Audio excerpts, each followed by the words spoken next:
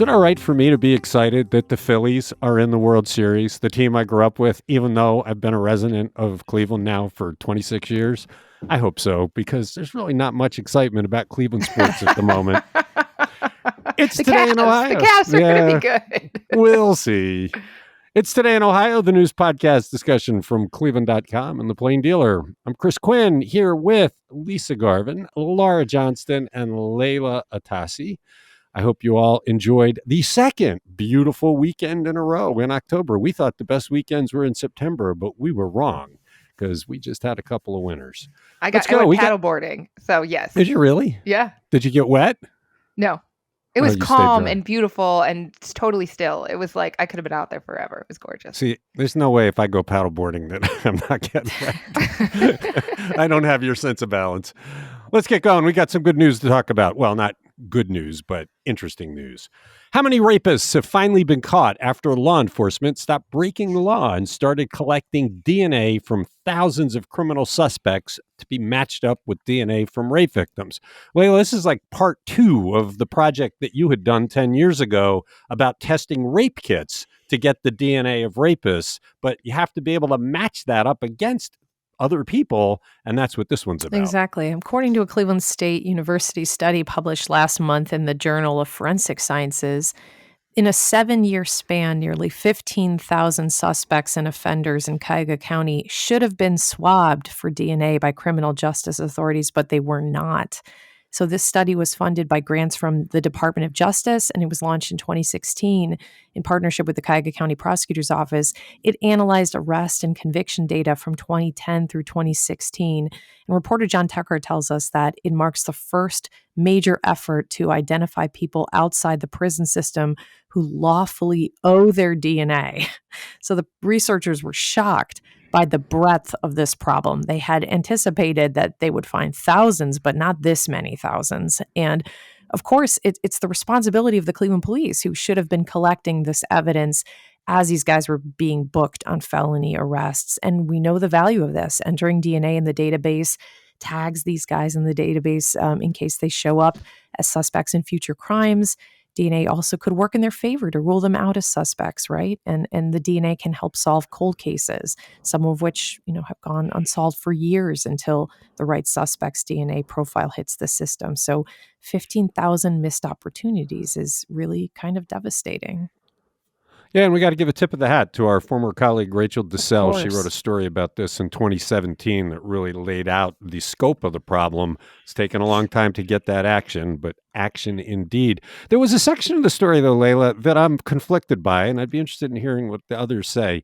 The public defender is in there saying, they're taking that DNA from people who never get charged or get acquitted, right, and yet it's on file and could be used against them. Yeah. And I'm reading that and I'm thinking, But if it's matched up against them because they commit later crimes, what's the big deal? I mean, this to me is almost like having a Ring doorbell camera that catches a crime. It's if you commit your crime away from that, you get off scot-free. But if you do it in front of it, they've got you. What is the harm of our DNA being stored? Because if you commit a crime, they can solve it almost immediately. Yeah, it's a good On point. the other hand, Go ahead. But on the other hand, DNA also reveals where you have medical vulnerabilities, and bad people could use that against you to deny you insurance. I just, what if they took DNA from everybody when they're born? What's the harm of being able to match that up? If you committed a crime, all they're doing is saying, aha, we got you. Yeah, I mean, that's an excellent point. I mean, he was sort of making the larger issue that we're treating non-criminals the same as we treat criminals when we add their DNA to this criminal database. But you're right that our DNA is kind of everywhere now. I'm sure that probably not Lisa, I bet, but the majority of us have added our DNA to the, to the DNA, 23andMe or whatever, GenMatch or all of those databases out there to try to connect with ancestors all over the globe. And we see more and more that law enforcement are tapping into those to solve crimes. And those are full of innocent people. So I think most people aren't that squeamish about this because if you keep your hands clean, you shouldn't have any problem with your DNA being matched against those of criminals. I do worry about the use of it against you medically. The J.D. Vances of the world would love to get their hands on this and then cast you as somehow inferior because you're vulnerable to genetic diseases or something. But Lisa, you're making noise like you have something to say. Oh, no. And I don't know if you heard the news out of Texas where the state was wanting to give DNA identification kits to school children so they could identify them in case there was a shooting. And now they've backed off of that. Oh, no, we just wanted to keep kids safe. Well, what's next? Are we going to microchip every baby as soon as they're born? Yes, please. Actually, I would love to microchip my kids. Why? Because I would feel so much more comfortable playing at parks. I'm a psycho. I'm sorry. I think if kids go, I do not agree with Layla. If kids go missing, I think we could find them so fast if they were microchipped. I'm sorry. I just feel my dog is microchipped. Exactly. Laura, is your dog microchipped, Laura? I actually don't know the answer to that. My husband's the one that takes them to all the appointments. I should know that. I don't. Yeah, we did that because, she's a great dog and somebody would try and take her. So you wanted to be able to get her back. All right. Well, interesting. What the good news here is they're taking rapists off the street, which we've been doing ever since the Rape Kit project of 10 years ago. John Tucker's story really lays it out. It's a good piece. It's on cleveland.com. It's Today in Ohio. Gretchen Crowan published a story about long COVID over the weekend that contains all sorts of new details, offering some hope for treatment of this debilitating condition affecting millions of people. University Heights is a major player. Laura, I've been talking to Gretchen about this one for 3 weeks. I had huge anticipation for it. She delivered in a big way. This is great stuff. I know she told you something you didn't already know. Isn't that huge? And just to be clear, it's University Hospitals, not University Heights. But I had no idea how many people have long COVID. It's up to a third of adults who have dealt with the virus. That's 16 to 19 million Americans. And one of the hubs of research on long COVID is right here at UH Case Medical Center and the Metro Health System. And they got one of 15 NIH grants awarded to research institutions around the country. And they have the largest number of research subjects. So they've got 800 patients enrolled already. They hope to add 300 to 400 more. So if you've recently had COVID, you can still join. And the idea is to uncover the biomarkers of the COVID disease, any sort of measurable biological change that could identify and separate out patients who had acute COVID infection and then continue to experience these COVID symptoms months later. Because these are people who are fatigued. They have all sorts of crazy symptoms that you wouldn't actually think of altogether, which is one reason there are similarities to HIV. That was the first time I've ever heard that. Yeah, the virus isn't similar, but what it does to your body to get it gets into the organs and hides there, so it's hard to eradicate. And she described how there's 3 symptom groups. There's the neurological, there's the cardio, and then I forget what the third one was. And they're cardiovascular, fatigue, and neurocognitive. Yeah, and if it's neurological, they're saying that, the virus might be hiding out in the brain, and if it's the cardio area, it's hiding out there. But that actually offers hope for all these people that are suffering from it, because if they know where it is, maybe they can go get rid of it using antivirals or other methods. Right. And you could have more than one group of symptoms. Plus, there are things that don't necessarily fit into those 3, like constipation, diarrhea, loss of taste and smell, which is, to deal with that long term, that's really difficult. One thing is COVID, the people in this research project are primarily women, 75%. And so that's not by choice. It seems to affect women more, long COVID. And while your risk of developing long COVID increases with severity of the initial infection, people can develop long COVID even if you were asymptomatic. So you might not have even known you had COVID, but then you could have long COVID. But one of the most important things in the story is that people who are fully vaccinated have the lowest chance of getting long COVID. So if you haven't gotten I'm going to mispronounce this, bivalent vaccine, which protects against the latest versions of Omicron, you should, because that's the best way to avoid getting long COVID. The quote in the story that stood out, it was, I'm not really afraid of getting COVID. I don't want to get long COVID. And that seems to be the feeling that's rising from it. Great story by Gretchen. She says she'll be pulling out different parts of this to explore even deeper in the weeks ahead. It takes something special to take this kind of complicated information and make it so darned interesting. And she nailed it. It's Today in Ohio. News comes at a regular clip about new flights into Cleveland, but that news masks just how crippling the pandemic was for the airline industry serving Cleveland. Travel editor Susan Glaser examined where we stand and found our situation wanting. Lisa, let's put it into perspective with the numbers. Yeah, the numbers are kind of interesting given the fact that, after the pandemic, everybody had to travel and it was chaos at most national airports. But at Hopkins International Airport through September 30th, seat capacity is down 11% compared to 2019 pre-pandemic era. Flight numbers are also down 24%. And we've also lost several nonstop destinations over the last couple years or so, about 12. Southwest Airlines halted service to Milwaukee. Delta no longer flies from Hopkins to Salt Lake or Hartford, Connecticut. Frontier cut San Diego and Austin nonstops. Allegiant, when it moved to Akron-Canton Airport, it took Savannah, Charleston, Jacksonville, and Norfolk, Virginia nonstops along with it. Now, we did see some seats added. So Frontier's seats, they added about 7.5% more seats. American Airlines, they also added about 6% more seats.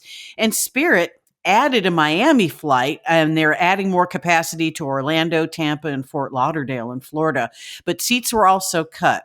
Southwest cut 36% of their seats across all destinations.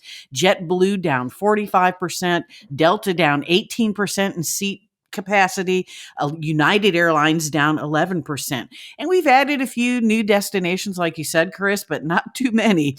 Alaska Air is doing a daily nonstop to Seattle. United added a flight to Nassau, Bahamas, but that's on hiatus until spring.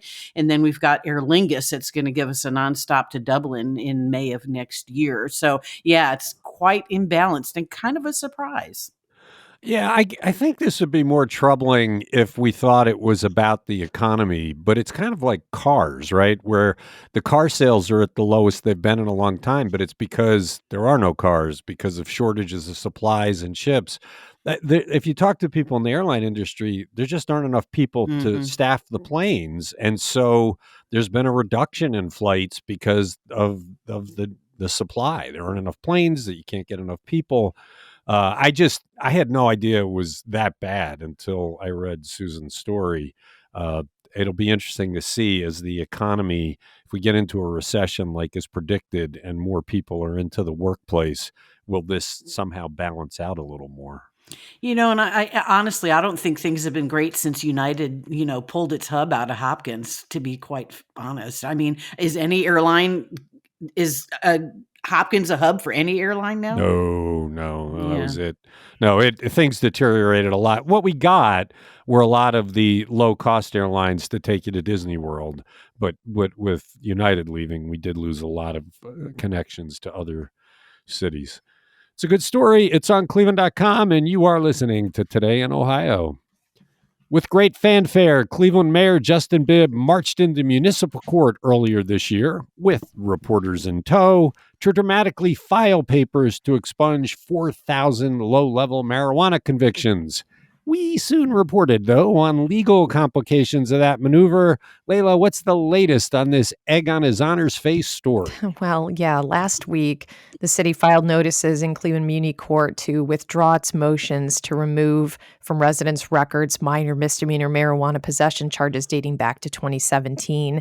Back in April, they tried to do this, and then shortly afterward, like you said, the Ohio Supreme Court's Board of Professional Conduct notified them that only an individual can file a motion to seal or expunge their own records, that it would be improper for the city to just unilaterally do that without the person's knowledge that they're being represented in a case. In May, the city then filed superseding motions that's tried to vacate convictions and dismiss charges. They thought they'd try it that way instead of expunging or sealing them. And that would have left it up to the Muni Court judges to decide to grant the request. But apparently that didn't work either. So now they finally withdrew their motions, but the city still wants to help people clear their names. So they're sending out letters to convince those people who are eligible to have their charges expunged or sealed. It's, the officials are urging residents to use the Muni Court website to start those proceedings. And they're sending out all the information about how to do that. And also, interestingly, the city reached out to those in the cannabis industry and those working for cannabis reform for ideas on how to get information out. I thought that was an interesting detail. Well, it's interesting that this was one of the first things he did. It was a big fanfare, trying to show things are different, but he didn't do the homework. He didn't do the work to make sure he was okay. I'm sure Blaine Griffin really wishes he weren't in that photo now. I know. I because he saw that watched photo over again with this morning of them walking out of the elevator with the boxes that just say him. Yeah. expungement or something across them, and it's such a stunt. And Blaine's face in the background looks like, ugh. Yeah, but now, doesn't now- it? He's like, oh, why am I? Yeah. but it was a failed stunt. And so you wonder whether or when this administration is going to get some legs. We've talked about some distressing developments with this administration. The fact that Bibb didn't talk to Eric Gordon for 8 months about the future of the education system, leading to Gordon deciding to call it quits at the end of this school year. Where's the big ideas that are fully thought out? Or maybe he's been working on them. Maybe he's going to surprise us. But this was a big push, and it is an abject failure. And if they would have done a little bit more work, they would have realized they couldn't do what they were trying to do, which we figured out, right? We did the story Yeah. within, a week? Right. Yeah, you're right. Yeah, so it's Today in Ohio. If the Cleveland Planning Commission thinks the plans for the Cleveland Clinic's proposed 14-story neurology institute stink, which the Planning Commission does think, why did they give early stage schematics a thumbs up? Why doesn't the commission like this design, Laura? It's a very good question, and I don't have an answer to why they didn't reject the plan other than these are early schematics and they're hoping they improve. Because the criticism is all about the building's inward focus. It's not inviting to the neighborhood beyond it. And the members of the Planning Commission hope this is corrected before they come back for final approval. This is a building for neurology to be located on the north side of Carnegie Avenue between 89th and 90th Street. This is part of the clinic's $1.3 billion initiative to add buildings basically everywhere it has campuses. The clinic didn't respond to the criticism during the meeting. Afterwards, Steve Litt reached out and they sent an email that said they continually seek feedback from local leaders and residents to determine how our organization may contribute. The feedback is given significant consideration and implemented into our expansion plans. As part of our commitment to the communities we serve, we are working to develop a mixed-use space on our campus as well as accessible pathways for community use. That's a lot of the word of community. But when they bought the Playhouse, the old Cleveland Playhouse, that was part of the promise, right? That they weren't going to be this fortress in the neighborhood, that they were going to have more manageable buildings that worked with the streets. And we have yet to see that. No, it is a fortress. Anybody who drives through there, it's one of the most forbidding places around. It's designed so that people never have to step foot outside. There's tunnels and there's bridges and tunnels. I mean, that's not to say some people don't wander around on the sidewalks, but it is not a welcoming place at all. There's no place to easily sit outside and have something to eat. It does seem like it's intended to say, yes, there's this big building in the middle of this neighborhood. Stay out of it. Go ahead. No, if I could offer my perspective, I worked in one of the largest medical centers in the nation in Houston for 17 years. And when you drive down Carnegie, it's like you're driving in a canyon. These buildings, create all the shade. There's no benches to sit. The Texas Medical Center, all the buildings are set back from the street. There's a strip of grass between the sidewalk and the facility. There are benches all along the sidewalk. I mean, it was a welcoming place to work and to go and be treated. And here you're just like in this, canyon, dark canyon. Well, And Well- the few times I've even been in the buildings, I'm incredibly intimidated because it's like, I don't know which parking garage to park in or which bridge to take into which building or which building I'm in once I'm inside of it. I would think it would actually be helpful to patients to have distinct buildings where you know which one is which and you could walk in from the street. Right. But I want to say what one member of the planning commission said. There are so many missed opportunities where you could actually extend the cafe into green space and create something outside the four walls of this building. You elevate a garden that, quite frankly, is insulting to me as a resident of 82nd and Euclid down the street from your institution because I can see it, but it's not for me. It's not for the community. So there's an elevated garden. Only if you're in the building can you access the garden. And none of their buildings are notable. Compare this to what MetroHealth's doing. It's not just that they're about to open their new building. They included an entire park as part of it. There's a big park out front. So they want people to come. They want it to be a place where the community feels welcome. It's just so night and day different. And they've added like community housing, right? The part of the Metro plan is all of these different services and places to go for help. I mean, I realize it's a different model of healthcare, but yeah, it's striking. So why didn't they just vote no and say, no, start over, do it again? We're not going to let One person voted no, but it was a 4-1 vote, I believe. So, I mean, I don't have an answer for you, Chris. They were very clear in their criticism and they hope it gets better, but I don't know why you don't send it back early and say, get it better, and then we'll approve it. Yeah, I agree. It's Today in Ohio. All right, Lisa, we're going to look to you to close out our discussion of the Guardians for this year. Was Bob Costas dissing our beloved Guardians announcer Tom Hamilton when Costas tried to explain he was not a ridiculous homer for the Yankees when he was calling the playoff games? Or was Costas actually showing Hamilton some love? I don't know if he was or not, because it's almost started out as an insult. But Bob Costas, as you know, called the ALDS series. And yes, I heard several things of Yankee bias. He even at one game, I think it was game 4, he was already saying that the Yankees were going to move on to this championship series. And I thought, wow, okay. But he said, when he was asked about his Yankees bias, he says, well, to quote, to be concise, it's idiocy.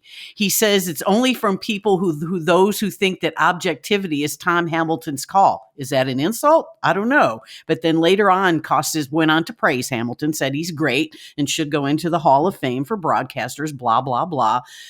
Maybe just trying to soften the blow a little bit. But Costas says his job is to provide storylines that are relatable to the casual fan. And yeah, he's got a lot of history. I mean, he's been a sports, caster for a long time. He knows a lot of history. He wants to bring up the history. He talked about Aaron Boone, the general manager, quite a bit. And every time Aaron Judge came up to bat, they had to talk about that. But Costas says, newsflash, with some exceptions, network announcers want good games and good events. But all I can say is that better him than Joe Buck, because Joe Buck is an unabashed fan of the Yankees and shows it in his sportscasting. So, well, and as I said at the top of the podcast, the Phillies are in the World Series. The Yankees got swept. Nana boo boo. Everybody that hates the Yankees was doing high fives. They got swept. 0-4. Don't you love when the Yankees suffer? It's Today in Ohio. Our Saving You Money columnist, Sean McDonnell, had to get glasses for the first time, and he explored how to do it as cheaply as possible. Layla, how did he do? Well, he figured out that the eye center chain America's Best is probably the best deal for the eye exam glasses combo. I agree with him. Been wearing my America's Best for like 10 years.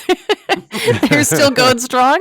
They advertised 2 pair in the exam for $80, though Sean realized quickly that you can only get their cheapest pairs for that price. So, his true price was closer to $100, he said, without any of the protective coatings and bells and whistles. Still, just an eye exam would have cost him about $75 at other places.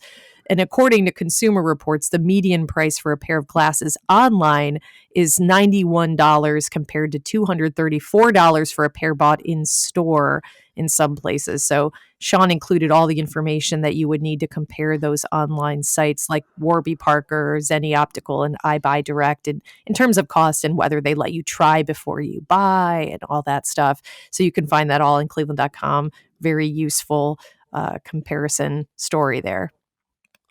I do wonder, and I know eye doctors will tell you this. Do you get the same quality? Is it? Do you? Is the focus point in the right spot on the lenses, or do you accept some variation of quality to save that Well, money? he pointed out in his story that you need to have those measurements very precise when you're ordering online, and sometimes, his prescription included it, so he was able, if he decided to order online, he could precisely include it. But if you don't, you need to do that measurement on your own, I guess. And Well, ugh, can I add in here? So I just ordered my first pair of glasses online for my daughter after she busted hers playing goalie in soccer. It was the third time she's broken a pair of glasses in 2 years. And I was like, okay.